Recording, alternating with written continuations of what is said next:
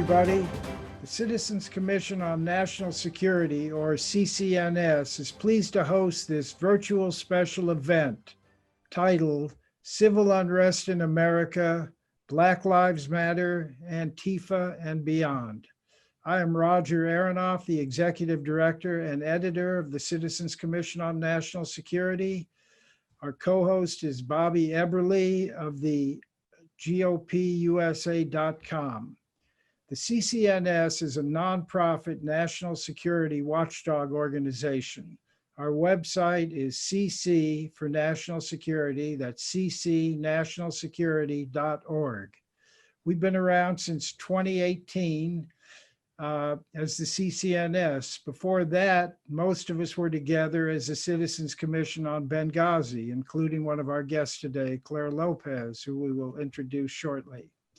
I was the editor of Accuracy and Media at the time. Today, we will tackle issues related to the breakdown of civil society during the riots, looting, and the occasionally mostly peaceful demonstrations following some high-profile police killings of Black men. Is there really an epidemic of white cops killing unarmed Black men? What is Antifa and what was their role in provoking nationwide ongoing unrest? How has the Black Lives Matter movement impacted the debate over race relations and police reform in America? What is the difference between the phrase Black Lives Matter and the organization Black Lives Matter? We will examine the role of the red, green, black axis and what has been the role of the media in stoking, ignoring, and characterizing the civil unrest. Today we have two great guests, Trevor Louden and Clare Lopez. First, I want to introduce Trevor Louden.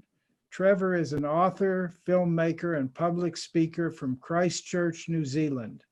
For more than 30 years, he has researched radical left, Marxist, and terrorist movements and their covert influence on mainstream politics.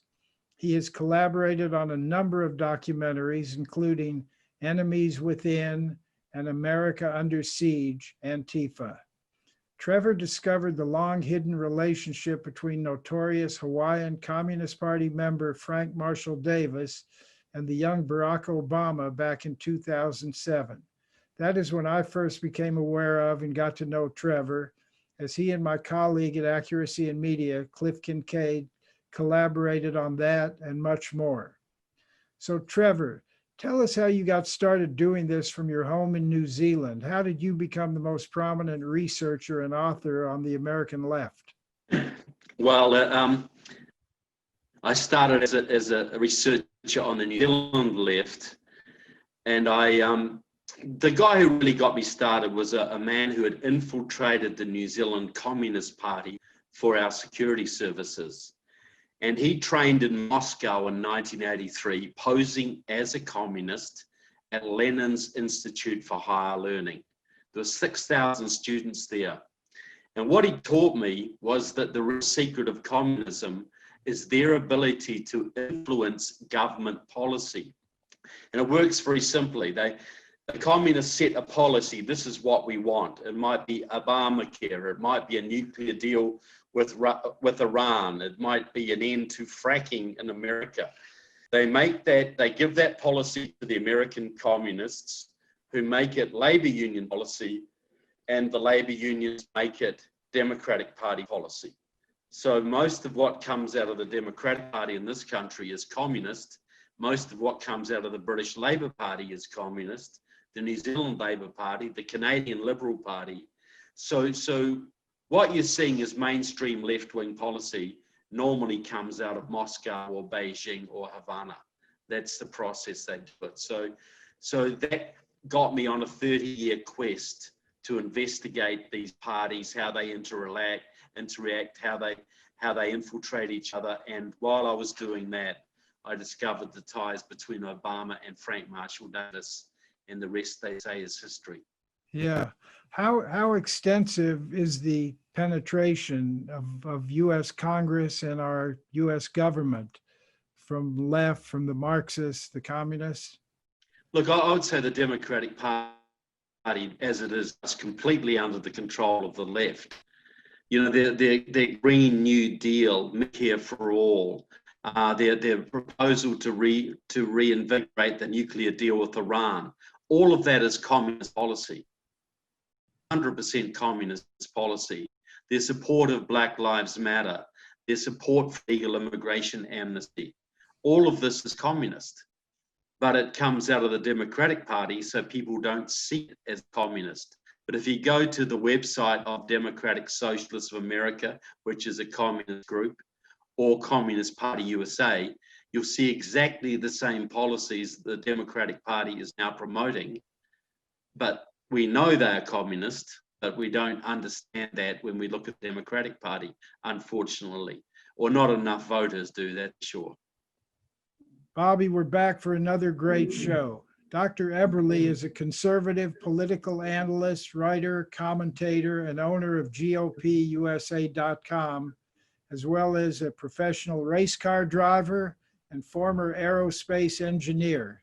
He has served in conservative Republican leadership roles at the county, state, and national levels, and he is the host of the 13-minute news hour on YouTube.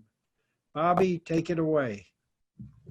Well, thanks, Roger. I appreciate it, and I appreciate Trevor for being here. Thank you, because I have followed your work, and it is just fascinating, the infiltration. You mentioned the Democratic Party and how it basically is like a feeder series almost from Havana or Beijing or Moscow. How is that? How do you see this over the decades infiltrating other areas outside of straight government? Because it seems like the left has taken over everything. I mean, explain that conscious effort on how they've infiltrated, just, it seems like all parts of society. Well, look, back in the 1920s, the Communist Party of the Soviet Union had a goal of world domination, just as the Communist Party of China does today. And America was the big stumbling block. And they knew they could not invade America. They could not take America from outside. So they set about infiltrating the churches, the education system, the media, especially after World War II. They infiltrated the labor unions, which they've done for a long time, the Democratic Party, even the Republican Party at times.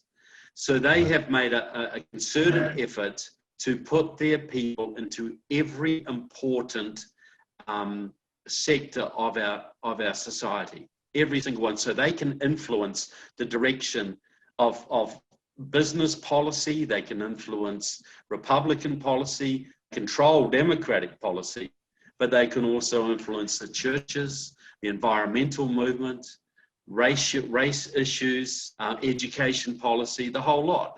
This was a very deep program to take down America, their number one enemy, and it's still ongoing. Now it's actually more advanced than it's ever been. Right. Yeah, and it's been scary when you see the lockdowns and how that manifested itself into allowing protests of the tens of thousands, but you can't go to church. It seems here in America, I've always seen that. Yeah, if you go after what brings us together as Americans or as any other country, in particular, I always talk about like faith, family, and freedom. If you destroy those foundations, all that's really left with is government, the left-wing government. And are you seeing that elsewhere as well? Well, look, I saw that in my own country. I see that in every country. But, the objective is to disintegrate American society. Like in the Soviet Union, they had a great education system because they wanted to keep their society together and stable. But they promoted a horrible education system here. In the Soviet Union, they banned open homosexuality, but here they promoted it. So their objective was to hold their society together, to keep it cohesive. Their objective was to disintegrate American society. So they can support two things at the same time quite easily. A revolutionary mindset, everything that serves the revolution. So one policy is good in the Soviet Union or China, but the same policy would be bad in America or Britain or Canada. It's just whatever serves the revolution at the time. Right. Yeah, I find that fascinating because I've thought of that too, as far as an example, a smaller example here in the U.S. with the national anthem kneeling. You know, it seems like, oh, the left wants to use this as a protest. And I always think of it as actually a bigger element in that, and that is getting rid of the national anthem altogether. Because if you have people protesting it, now all of a sudden you have division over the national anthem. And one of the solutions that I've seen TV networks throw out and the NFL has discussed is just not doing it. And that seems to be the end game, not protesting, you know, some kind of made up oppression that doesn't exist statistically, but look bigger than that. Look at getting rid of the anthem altogether. Yeah. Well, look, you know, in the South, in Mississippi, the communists have a big campaign to get the Confederate flag out of the Mississippi state flag. Well, you know, it's not about the flag. It's just about destroying the history, destroying the cohesiveness, and creating division in that society. You know, as they say, the issue is never the issue. The issue is always revolution. You know, they don't care about Black lives. They don't care about the environment. They just want to disintegrate American society so they can conquer us more easily. That's all it comes down to. Yeah, I find it fascinating, this infiltration, because, and I guess when I look at, in particular, what I'm getting at in this one is higher education, because I was in graduate school right at the time when web browsers were coming out, and you saw these first Netscape and things coming out of University of Illinois and things like that, and we had never seen it before. But all of my colleagues in engineering and in this kind of thing, computer sciences, were conservatives. And it just always stunned me that now big tech, which has control, and we see this very controversial stories breaking right now with Facebook and Twitter, that even that has been infiltrated from the left. It seems like they managed to get into everything that is necessary for society. Yeah, look, it's, we'll turn it over to Claire, but it's not hard to do.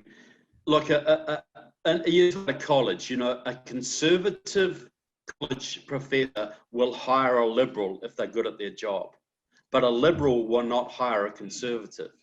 So you just have to get a few people into an organization, they hire the people they like, and they fire the people they don't.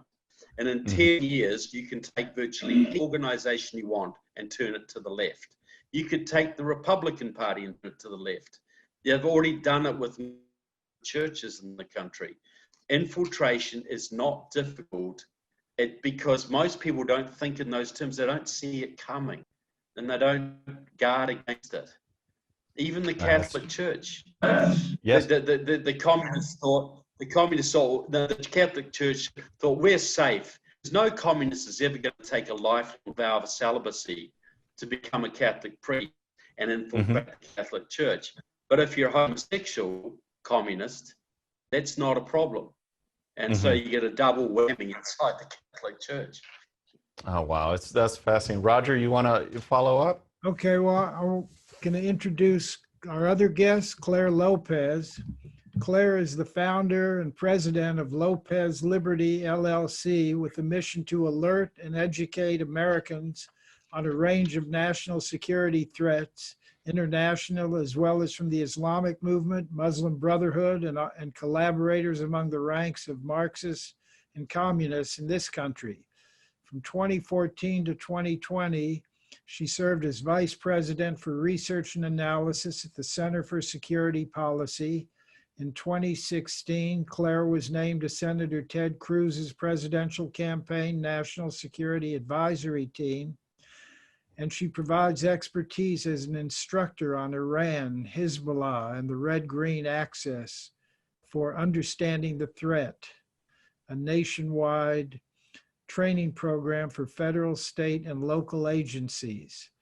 From 2013 to 2016, Clare served with me as a member of the Citizens Commission on Benghazi, and you can find that on our website, all the work we did on that, and we still think it stands up as the definitive narrative on Benghazi. And she continues with us as a member of the Citizens Commission on National Security Formerly, she was vice president of the Intelligence Summit. She was a career operations officer with the CIA for about 20 years. Clare, great to have you with us today. Well, thank you, Roger. Very glad to be with you, with Bobby, and of course also with Trevor. Thank you for having me. So during the first debate, Joe Biden, when Trump brought up Antifa, his response was, no, Antifa is an idea, not a group. What do you say to that? Well, he certainly just hasn't done his homework, or he's missing a step or two these days. Antifa, of course, dates back almost 100 years. It was founded in the 1920s, 1930s, in the wake of the 1917 Russian Revolution, of course, and the foundation of something called the Soviet Comintern. Soviet Comintern, Soviet Communist International. It was the Soviet vehicle for the spread of communism across the entire world. And they really thought that Germany was going to be the most fertile ground. They thought that that was going to be their first target. And so they were there, and they founded, that's why the name is anti-fascist. Antifa comes from anti-fascist, or in the German, antifaschistische Aktion. And they tried in Germany, but they failed. And they failed because of the rise of Nazism, the rise of Hitler and the fascist Nazis. They got kicked out of Germany. But then the Soviet Comintern said, let's try America. And they sent Antifa to America in the 1930s. Now, they haven't really come to our attention as much until more recently, but that's how far back this goes. And it's not an idea, it's an ideology. And the ideology is pure Marxism. It is communism. You know, that is what we're facing on the streets of America today. It is a communist insurrection, a communist revolution. You have written about the red-green axis and recently expanded the red-green-black axis. What is that about? Right. So we thought that you know, using the colors would be an easy way to remember what we're faced with, right? So the red stands for communist, Marxist, Leninist, and yes, pro-Maoist as well. The green is Islam, and the Islamic movement writ large, that's what they call themselves. That's their term for the movement that is global, the Islamic movement. In the United States, the vanguard of that is the Muslim Brotherhood, which is closely affiliated with the Black Lives Matter movement, and I'll talk about that if you would like. The green has openly joined forces with these communist revolutionary forces on our street. And then finally, of course, the black, meaning the Black Lives Matter movement, and that is a whole umbrella group. It is a conglomeration of affiliated, associated groups. They are absolutely communist.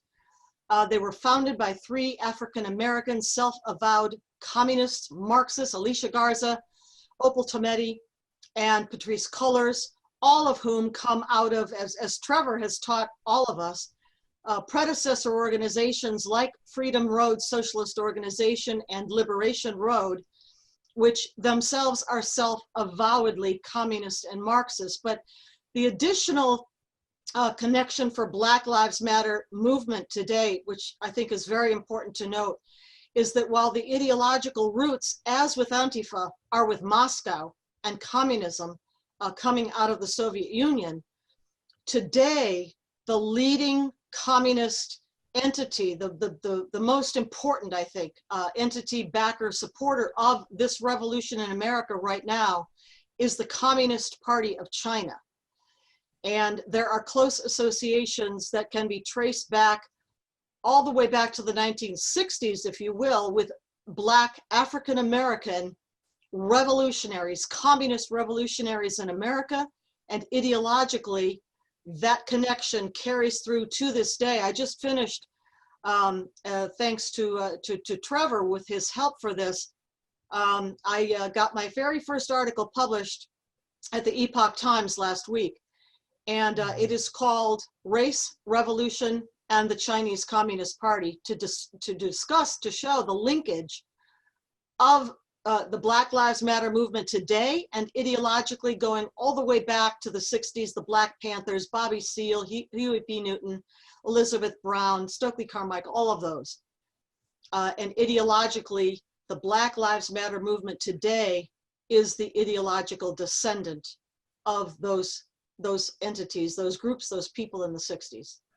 Yeah, that article you talked about from the Epoch Times is also up on our website, ccnationalsecurity.org. Bobby, do you have a couple questions for Claire? Oh, yeah, absolutely. Claire, thanks again for joining us. We really appreciate you being here, your expertise, both you and Trevor, really appreciate it. I want to talk about, or ask you about escalation, because I've got an article just yesterday, Washington Times, the headline is "Emboldened Antifa Increasingly Violent as National Profile Rises." I mean, when the George Floyd happened, I mean, were they waiting for something like this? Are they reacting to that? Or was this part of the plan? How do you see this summer playing out as far as like in terms of a playbook or a schedule that they're using for this chaos and anarchy? When George Floyd happened, how did you see that trigger igniting all of this? Well, you know, Bobby, I think your use of the term playbook is exactly what we're talking about. The preparation of this revolution was long in the coming. I think of a revolution in two phases, two stages. The first and the longer stage is subversive. And that is what Trevor was talking about, with the infiltration of communist Marxist influence into every sector of American society. That was not by accident. That was calculated, that was planned out, and it was carefully executed over many decades. We can talk about the long march through the institutions that is attributed to that saying to, you know, Italian communist Antonio Gramsci. And they targeted specifically academia, government, certainly the media, and government. When I say government, I mean at every level, meaning, you know, local to state to federal level. And there is a book out there that we've talked about before. It's called The Naked Communist, written by W. Cleon Skousen in 1958. He was an FBI agent back then. And he had compiled the information from the committees in Congress, Senator Joseph McCarthy's committee, and then on the House side, the House on Un-American Activities Committee, compiled the testimony from communists and former communists, put it in that book, The Naked Communist. Draw your attention to chapter 13, which is called The 45 Goals of Communism Today. Everything we're talking about, remember the book written in 1958, that list of 45 goals states things explicitly like gain control of one or both of the main political parties in America, get control of the schools, the curriculum, the teachers' associations, demoralize and delegitimize the police. These are all in goals that communists told our Congress in testimony back in the 50s. These were their goals. So that was the subversive phase, the Frankfurt School into academia, all of that. That's the subversive phase. We're way beyond that right now, because the next phase that comes is what we're in right now, and it is the violent phase. And it is when the mobs take to the street. Antifa, communist, Black Lives Matter movement, communist. And I don't mean to say that, you know, every skinny arm, pasty face little Antifa, kid out there on the street knows this. They don't. They don't. Their educational system and their educational upbringing has ensured that they don't know any of this. But they're out there as shock troops. And they are the ones that will stir up the violence, because the leadership of these organizations, communist Marxists, know how to stage a revolution. We're in the violent phase. We don't have far to go. If we go back, and I've been doing some reading back on 1917 and Lenin, this is exactly, you said playbook, Bobby, exactly the playbook of what Lenin did. You know what his party was called? We call them the Bolsheviks. Right. Bolsha in Russia means more, Mensha means less, the Bolsheviks won. But you know what the actual name of his party was? The Socialist Democrats. Okay, Well, there you like go. just the flip, the reverse. And then the way they carried it out, they actually had elections after the Tsar Nicholas II had abdicated. They had elections to their constituent assembly. They did not win. Nevertheless, they used some gimmicks, and guess what they did? They extended balloting by 2 weeks. Then they took their seats in the Constituent Assembly and tore it apart with procedural mayhem to impede government. They called it make it ungovernable. Remember that phrase? There's not. This is playbook. You just said it. This is playbook. Communist Revolution, 1917. Well, it's fascinating, Claire, what you mentioned. You mentioned a lot of things, and my mind is just, racing on some of the topics you said. And one of them I find fascinating is this dumbing down of society, of, either secondary education and higher education, where some of these activists, you called them the pasty Antifa thugs out there, some of them, the coordination with the leadership, knowing that they can control these masses and get them to execute this chaos, like we've seen in Seattle and Minneapolis and over again. I just find that fascinating. And then the other point is the patience. You're talking about 1958 and this playbook of everything that we're seeing. So you're talking about, it's almost like the Japanese model of business, plan for generations ahead. These are planning for generations of this step-by-step, delegitimizing the police, infiltrating all these major sectors of society. So what happens next if, just a little like say Joe Biden does win, what do you see as the next phase? Well, a couple of points that I'll mention here. Your first question was, was this pre-planned? Yes, the George Floyd killing was matched to the tinder. The tinder had been piled for decades already. If it hadn't been the killing of George Floyd, it would have been another incident like that, perhaps other police brutality. Just waiting, the tinder was piled for the match, waiting for the match. Right, absolutely. It really did seem like that everything, all the elements were in place. Yeah. You just needed that spark, and it was already organized, it was all ready to go. I'm going to show you another little book that was written by Cleon Skousen, the FBI agent from the 1950s. It is this book right here. Okay. It is called The Communist Attack on U.S. Police. Okay, this was written in 1966, right? Let me read you very fast a paragraph from what he is talking about here. The subject of this section is why the war on U.S. police became vital communist strategy.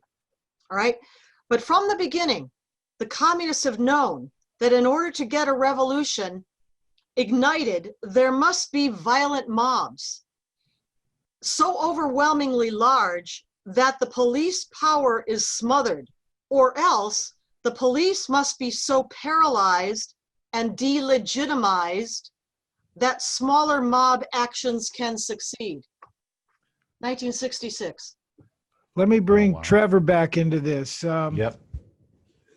One thing that strikes me is there's never really been a time before where people, like you said, the three women head of Black Lives Matter who founded it, they proudly say we are trained Marxists, and everyone's seen the video at this point. There's never really been a time where people openly proclaim that they're Marxists and gain such mainstream acceptance, where you see it every basketball game, every sports event, the whole thing. It just, it's a time like we've never seen before. So Trevor, how did that become where it's acceptable at a mainstream level like that? Well, this is what they call Maoist mass line enforcement. So they come up with a meme and they make everybody follow this meme. Black Lives Matter was not dreamed up by three chicks sitting around all upset because Trayvon Martin got killed in Florida. This was dreamed up by professional revolutionaries, probably in China. I doubt that they even did it. But so, you know, like I had in my movie, I interviewed a guy, Carl Davidson, who had been a member of SDS, League of Revolutionary Struggle. Now he's in DSA. And I said, Carl, you were there in '68 when they had riots all over the country. Can you ever see that happening again? Now, this was 3 years ago, I interviewed, right? He's just around the corner and it's going to be so much better. And I said, well, how do you figure that, Carl? He said, well, back in '68, America was conservative and patriotic. It was just us crazy kids. We've had 40 years in the schools to teach the kids about Marxism. We are just on the verge of a new 1968. It's going to be way, way bigger. And that's where we are now, because we've allowed the kids to be indoctrinated into Marxist ideas.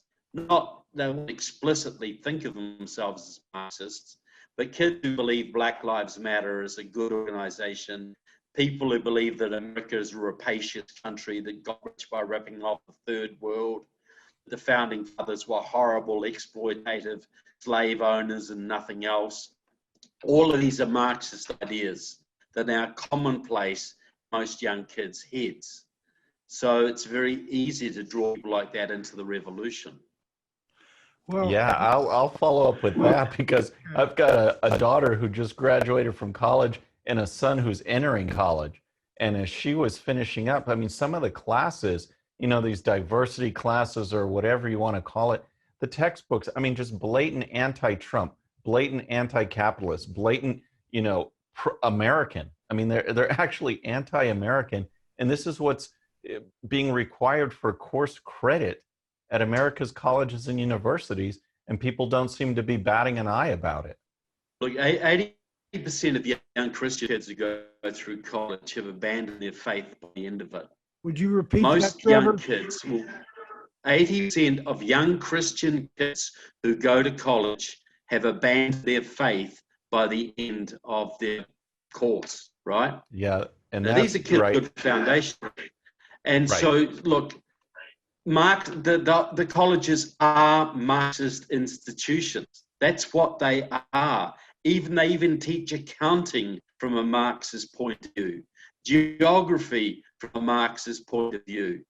Every subject they can find some Marxist twist. They probably have Marxist astronomy for all I know, but they certainly have Marxist everything else. But yeah, this is how they're doing it. If we want to stop the revolution, we have to completely reform education completely. Amazon donates $10 million, Cisco $5 million. I mean, hundreds of millions of dollars have poured into Black Lives Matter, and I assume a lot to Antifa as well. But it just, you know, I remember it makes the days of Al Sharpton and Jesse Jackson shaking down companies seem quaint by the kind of money we're talking about today. And where does this money? Well, it does, but yeah. Well, look, it does, but see, so you know, all these young kids have been indoctrinated into Marxism. Many of them now running big businesses. Many of them are running Silicon Valley.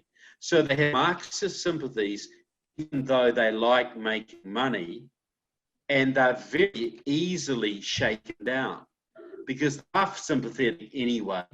Black Lives Matter comes, this is what they do. This is what they do in small shops.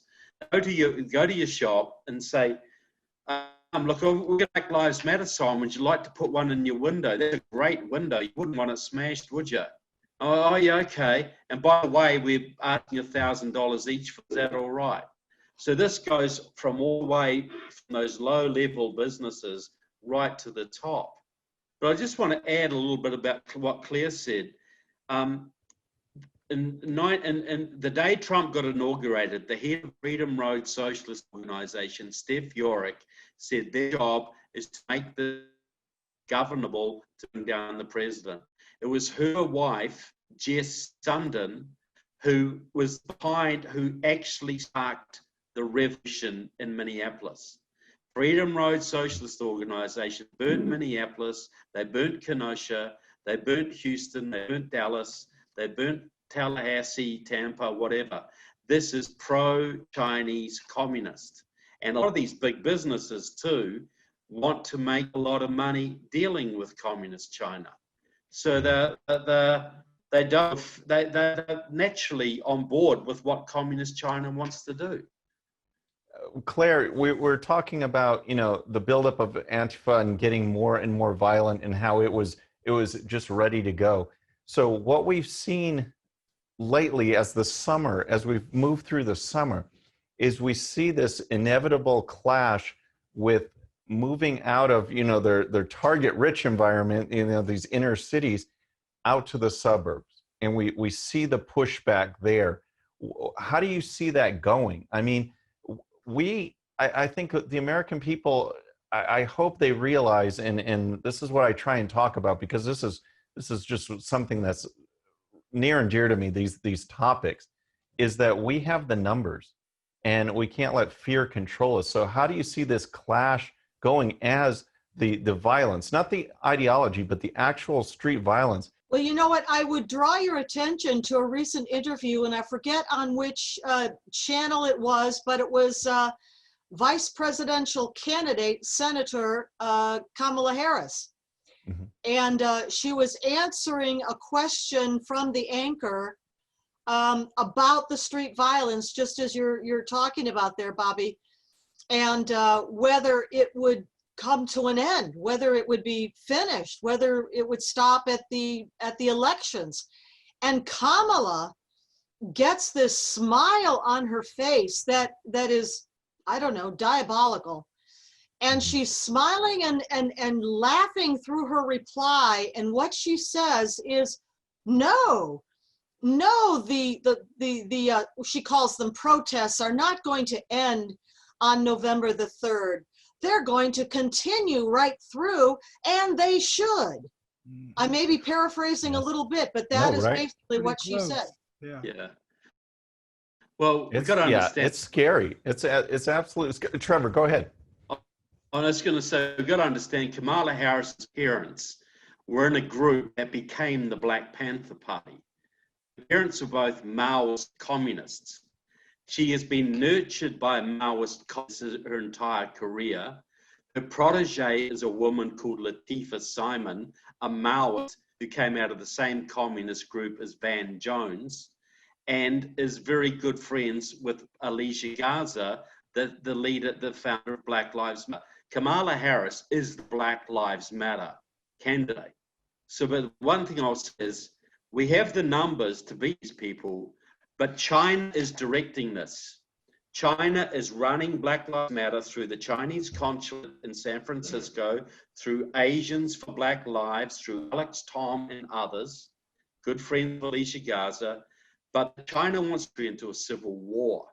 And if we start shooting back at these people and it devolves into a civil war, we'll be doing China's work for them. You know, speaking about that influence of the Chinese Communist Party, I'll jump in here if I might. The Chinese Communist Party's Central Committee is administratively in control of something called the United Front Work Department in English. The United Front Work Department is the propaganda arm nationwide in China and abroad, the entire world, and certainly here in the United States, for the Chinese Communist Party. They operate out of the consulates, plural, in America. Now, the Chinese have, of course, the embassy in Washington, D.C., the UN mission in New York, and then they had 5 consulates in addition to that, a consulate in New York City, one in Chicago, one in Houston, one in San Francisco, and one in Los Angeles. The Houston one was closed. Now, 2 things. One, the United Front Work Department works directly with every major media outlet in America, practically. I will accept Epoch Times. I will make an exception for One America News Network, and there may be a few more worthies out there that I should be accepting as well. But if you're talking about ABC, CBS, NBC, MSNBC, CNN, yes, Fox News too. If you're talking about the newspapers, Washington Post, New York Times, if you're talking about online web presence, meaning Facebook, Twitter, obviously TikTok, YouTube, you are talking about companies that themselves and or their parent companies have massive business interests in China, which they look at as a prospective 1.4 billion and counting person market that they are not about to jeopardize to speak up in defense of the Tibetans or the Taiwanese or the democracy movement in Hong Kong. You wonder why you don't hear any of that?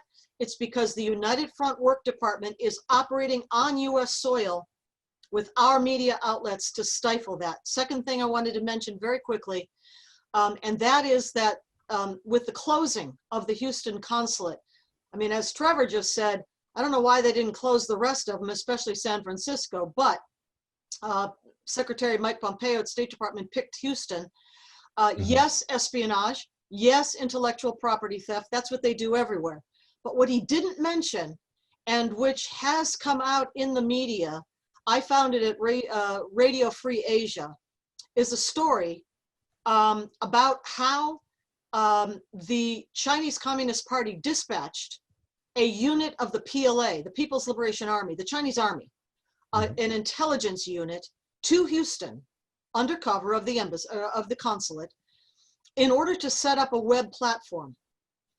And that web platform's purpose was to identify and then contact American citizens that they deemed somehow susceptible or amenable to a pro-Antifa, pro-Black Lives Matter movement perspective. Then they created videos, and they sent those videos to those American citizens that they identified, and those videos were all about how to stage street riots. That's why the Houston consulate was closed. I can't imagine. So not just espionage or any of that, but recruitment. And direct contact thereby with the Black Lives Matter movement people. And if it's going on at Houston, I mean, I can't imagine it's not going on at the remaining consulates or the other missions.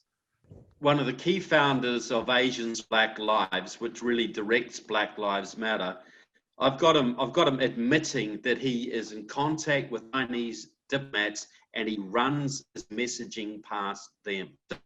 So this is how deep it is. China is running this stuff.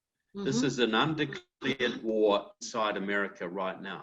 Well, we'd be remiss not to talk about what's come out just this week. These emails linking Biden and his son to the Chinese Communist Party, the deal, 10 million a year, 3 years. I mean, but it's a lot more than that. The other $1.5 billion fund that the Bidens got, and the media is treating it like, well, we haven't verified this. You know, we don't know the source of these emails and where this came from. We've got two great people, Clare and Trevor. What are your thoughts on what we're seeing with the Biden connections to the communist China? Well, I mean, Trevor will expand on this much better even than I can do, but bought and paid for.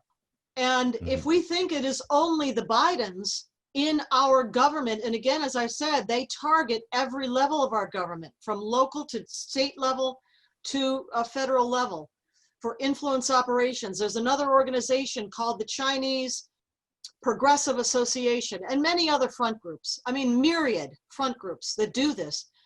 But it's not just the Bidens. That's the most egregious that we know of at the moment. And it's made national news, of course, because Joe Biden is a presidential candidate.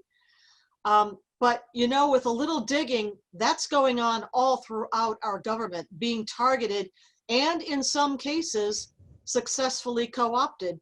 And again, through business deals. Now, I will say real quick that part of this, I think, is the legacy of mistaken policy that goes back to the Nixon and Kissinger years of the 1970s, when the first outreach, to China was made.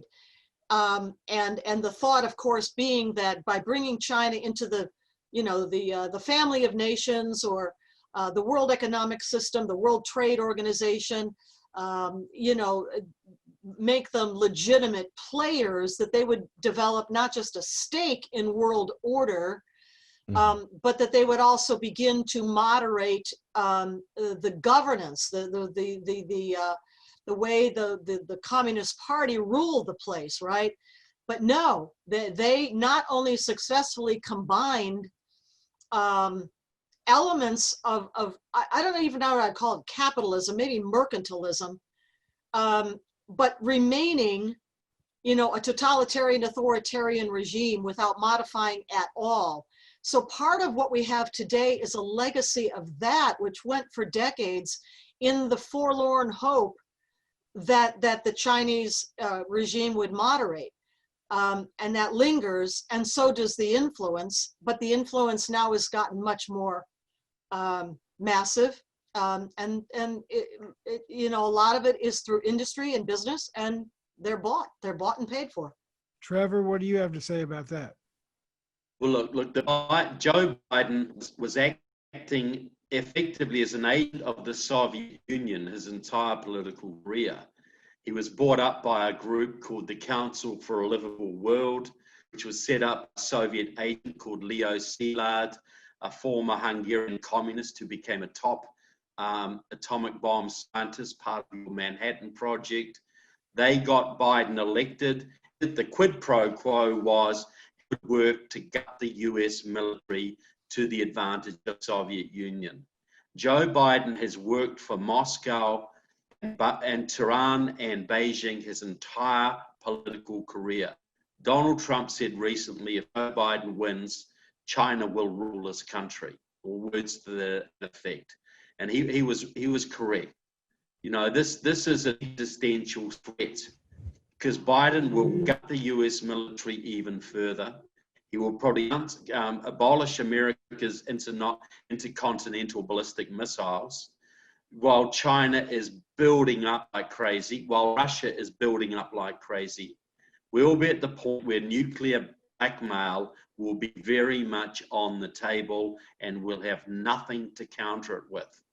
You know, President said he wants to decouple America from China.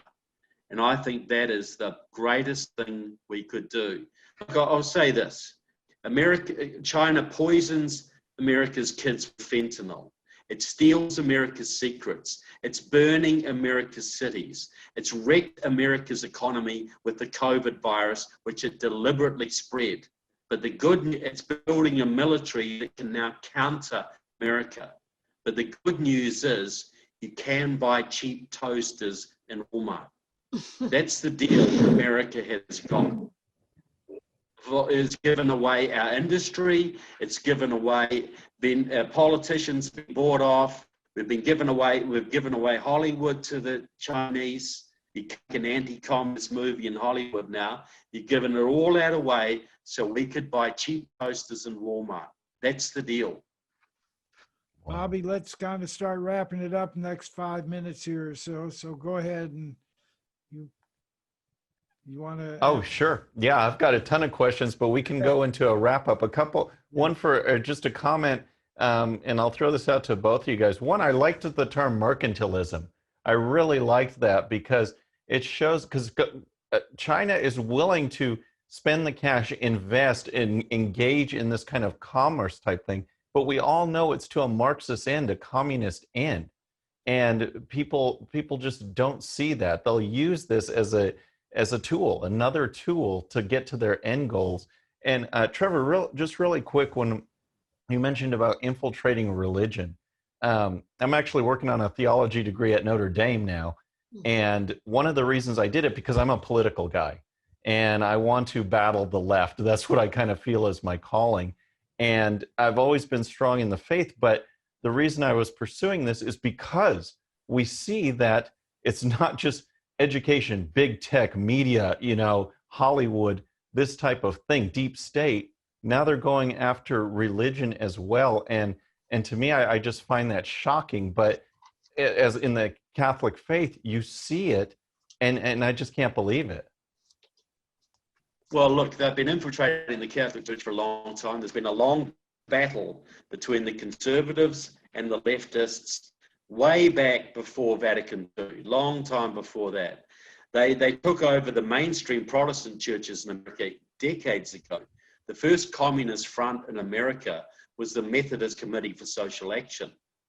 But the group that had remained relatively pure were the evangelicals and the Baptists. But now even the Baptists are adopting critical race theory, social justice, and a whole bunch of other Marxist terms. This is a deliberate infiltration, and I'm actually doing a movie right now called Enemies Within the Church to expose this, because whether you care about religion or not, you've got to understand this. You know, Andrew Breitbart used to say that politics is downstream from culture. The culture shapes the politics. But he could have added that culture is downstream from religion.